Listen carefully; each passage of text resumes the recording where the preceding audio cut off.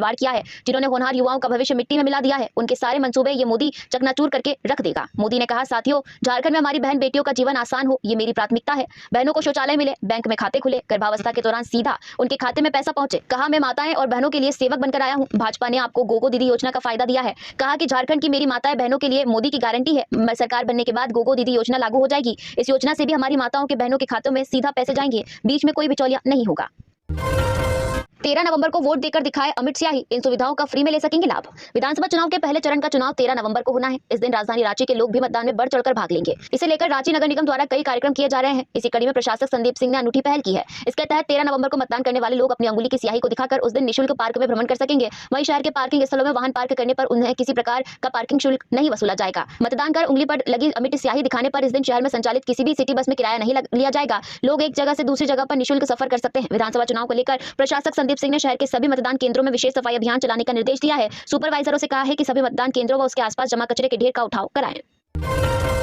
आयकर विभाग ने की सीएम हेमंत के आप्त सचिव समेत 11 ठिकानों पर छापेमारी, जानिए कहां क्या मिला। आयकर विभाग ने शनिवार को झारखंड में बड़ी कार्रवाई की थी। विभाग ने मुख्यमंत्री हेमंत सोरेन के आप्त सचिव सुनील श्रीवास्तव समेत 11 ठिकानों पर छापेमारी की। रांची में 7 और जमशेदपुर में 4 ठिकानों पर छापेमारी की गई। आयकर टीम ने जमशेदपुर से करीब 15 लाख रुपए नकद बरामद किए। इसके अलावा कई तरह के दस्तावेज भी बरामद किए गए। मिली जानकारी के अनुसार छापेमारी में शेल कंपनियों से संबंधित दस्तावेज मिले और 20 बैंक लॉकर से जुड़े दस्तावेज भी मिले। सूत्रों की माने तो यह कार्रवाई विधानसभा चुनाव में फंड मैनेजमेंट से जुड़ा हुआ है। वहीं मामले में मुख्यमंत्री हेमंत सोरेन ने कहा है कि यह राजनीति से प्रेरित है। कल को अगर उनके घर की रसोई या माली ड्राइवरों के यहाँ भी यदि छापेमारी हो जाए तो अचरज नहीं होगा। उन्होंने कहा कि पहले भी राज्य में चुनाव हुए हैं, लेकिन चुनाव के बीच में इस प्रकार केंद्रीय एजेंसियों की कार्रवाई कभी नहीं देखी गई है।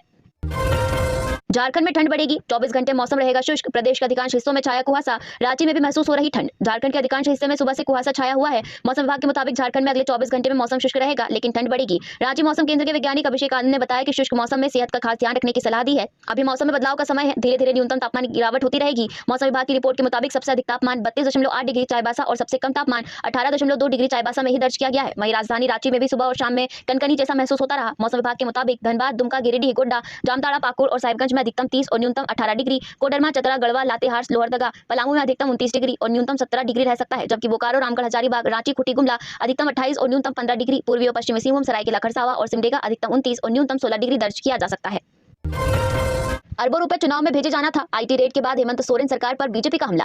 झारखंड विधानसभा चुनाव के बीच शनिवार को मुख्यमंत्री हेमंत सोरेन के आप्त सचिव समेत 11 लोगों के यहां इनकम टैक्स विभाग ने छापेमारी की। यह रेड देर शाम तक चलती रही। इस दौरान लाखों रुपए कैश और कई दस्तावेज जब्त किए गए। सीएम हेमंत सोरेन ने इस पूरी कार्रवाई को राजनीति से प्रेरित बताया। उन्होंने कहा कि इसके पीछे कौन शामिल है यह राज्य के लोग जानते हैं। इसे लेकर भाजपा ने अब कहा है कि ऐसी सूचना है कि अरबों रुपए चुनाव में भेजे जाने थे। भाजपा नेता प्रतुल शाहदेव ने कहा कि देश के 140 करोड़ जनता को तो ईडी, सीबीआई और इनकम टैक्स से डर नहीं लगता है। ये मुट्ठी भर लोग जो हैं जिन्होंने गलत तरीके से देश की संपदा को लूटा, आर्थिक शोषण किया, उनको डर लगता है। कैसी कैसी रिकवरी होती रही। हेमंत सोरेन के कार्यकाल में कांग्रेस के एक मंत्री के घर जब आईटी ने रेड किया था तब 350 करोड़ की रिकॉर्ड रिकवरी हुई थी। यह आईटी के इतिहास में आज तक नहीं हुई थी। मुख्यमंत्री जी को क्यों इतनी मिर्ची लगती है? जब आपने कुछ गलत नहीं किया तब क्या दुनिया की कोई एजेंसी आपको फंसा सकती है?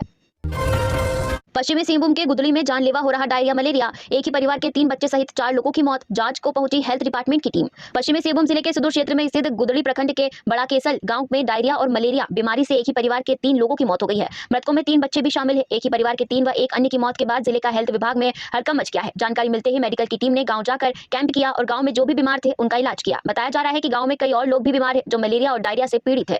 बड़ा केसल गाँव गुदड़ी प्रखंड के सुदूर क्षेत्र में स्थित है, जहाँ तक पहुंचने के लिए सड़क की भी समस्या है। इस क्षेत्र के गाँवों तक स्वास्थ्य सुविधा की पहुंचने की भी समस्या होती है, जिसके कारण मरीजों को समय पर इलाज भी नहीं हो पाता है, जिससे कई मरीज की मौत हो जाती है। सुदूर गुदड़ी प्रखंड में मौत का सिलसिला लगातार जारी है।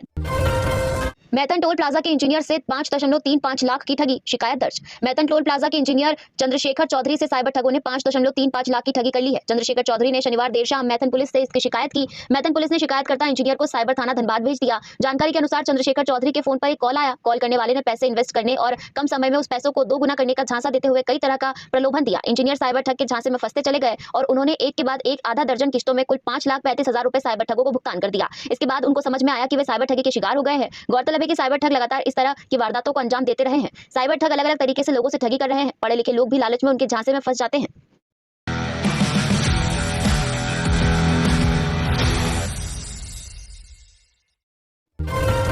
सीधो कान्हू के वंशज मंडल मुर्मू को एक्स कैटेगरी की सुरक्षा, सिर काटने पर इनाम का चैट हुआ था वायरल। 6 दिन पहले भाजपाई हुए।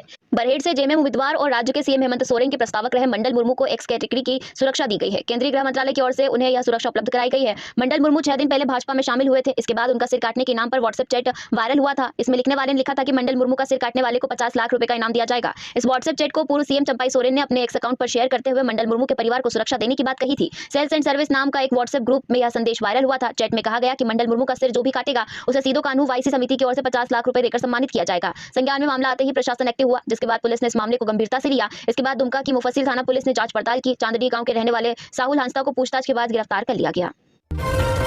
चिरकुंडा चेक पोस्ट पर एक स्कॉर्पियो से 2,30,000 रुपए कैश बरामद। झारखंड विधानसभा चुनाव निष्पक्ष व शांतिपूर्ण तरीके से कराने को लेकर धनबाद जिले में चिरकुंडा, मैथन सहित 11 इंटरस्टेट और 5 इंटर डिस्ट्रिक्ट चेक पोस्ट बनाकर वाहनों की चेकिंग की जा रही है। इसी कड़ी में चिरकुंडा थाना प्रभारी रामजी राय और दंडाधिकारी पंकज कुमार सिंह ने चिरकुंडा अंतर्राज्यीय चेक पोस्ट पर सघन जांच अभियान चलाया। रविवार अहले सुबह 3 बजे वाहनों की जांच की गई। इस दौरान एक स्कॉर्पियो गाड़ी से 2,30,000 नकद बरामद किया गया। विप्लव मंडल अपने स्कॉर्पियो से गोरखपुर से कोलकाता जा रहे थे। इस दौरान चिरकुंडा चेक पोस्ट पर उनकी स्कॉर्पियो की तलाशी ली गई तो 2,30,000 कैश मिला। विप्लव मंडल ने स्कॉर्पियो से बरामद रुपए के संबंध में कोई वैधानिक कागजात प्रस्तुत नहीं किया। इसके बाद चिरकुंडा पुलिस और एसएसटी टीम ने रुपए को जब्त कर लिया। जब्त रुपए को चुनाव आयोग की कमेटी को सौंपने की तैयारी की जा रही है।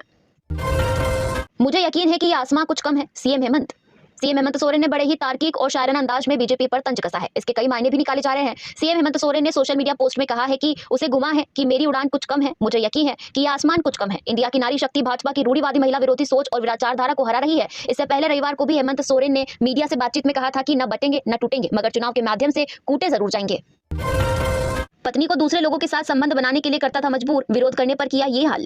धनबाद के श्रीनगर पुटकी इलाके में एक महिला की हत्या का मामला सामने आया है। मृतका की पहचान 32 वर्षीय मीरा के रूप में हुई है। पुलिस ने बताया कि महिला की हत्या उसके पति लल्लन पासवान ने की है। महिला की मां सोनी देवी ने आरोप लगाया है कि उनकी बेटी को पति और परिवार के सदस्यों द्वारा प्रताड़ित किया जा रहा था। उन्होंने बताया कि उनकी बेटी को जबरदस्ती दूसरे लोगों के साथ संबंध बनाने के लिए मजबूर किया जाता था। मिली जानकारी के अनुसार मृतका का पति लल्लन नशे का आदी था। इसके कारण वह काफी कर्ज में था। लल्लन अपनी पत्नी के साथ मारपीट भी करता था। एक सप्ताह पहले विवाद बढ़ने के कारण मीरा अपने मायके चली गई थी, लेकिन 8 नवंबर को लल्लन ने किसी तरह अपनी पत्नी से माफी मांगकर घर वापस चलने के लिए राजी किया। वह सिर्फ मीरा को ही अपने साथ वापस ले जाना चाहता था, लेकिन मीरा के दबाव में अपने दोनों बच्चों के भी साथ ले जाना पड़ा। घर जाकर खाना खाने के बाद सभी सो गए। इसके बाद लल्लन ने भारी लोहे से पत्नी के सिर पर वार किया और घर का दरवाजा बाहर से बंद कर फरार हो गया।